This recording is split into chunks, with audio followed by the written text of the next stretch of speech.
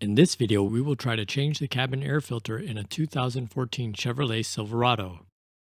In this view, we can see both the upper and the lower glove box. We will now open the upper glove box.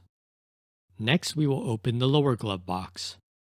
The cabin air filter or air conditioning filter is behind the lower glove box.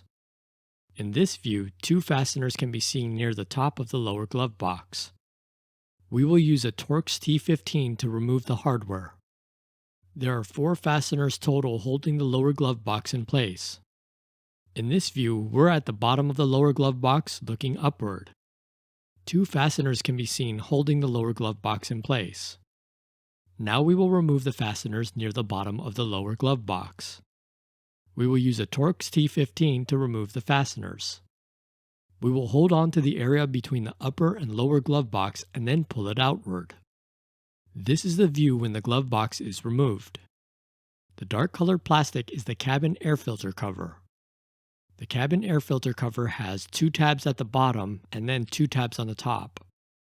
The cabin air filter cover is removed by pulling the tabs on the top outward.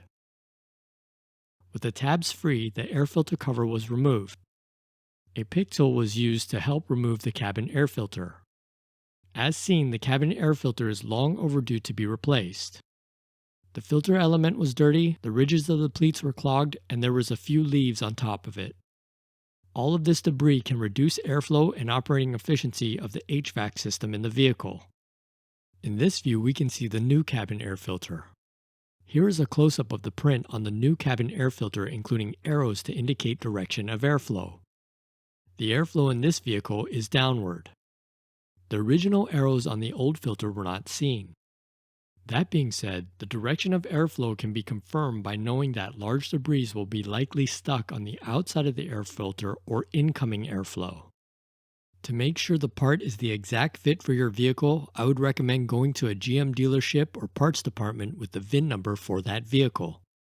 That being said, the cabin air filter used for the vehicle in this video is MicroGuard part number 4071. The area around the cabin air filter was also cleaned. We can again see the new cabin air filter. We will now install the new cabin air filter.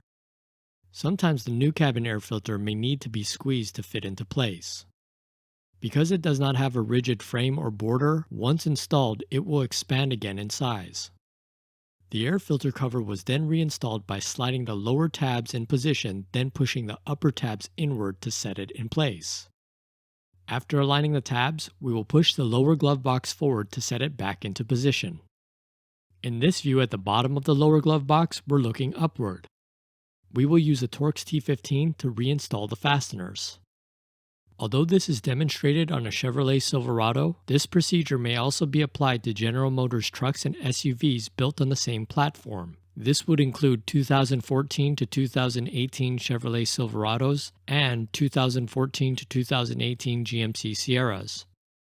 It's very likely that the Chevrolet Tahoe and GMC Yukon built on the same platform will also share the same in-cabin air filter procedure.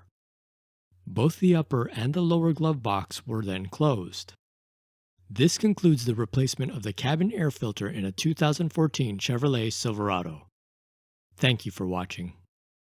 If you haven't yet, subscribe now. Comments and likes are also welcomed.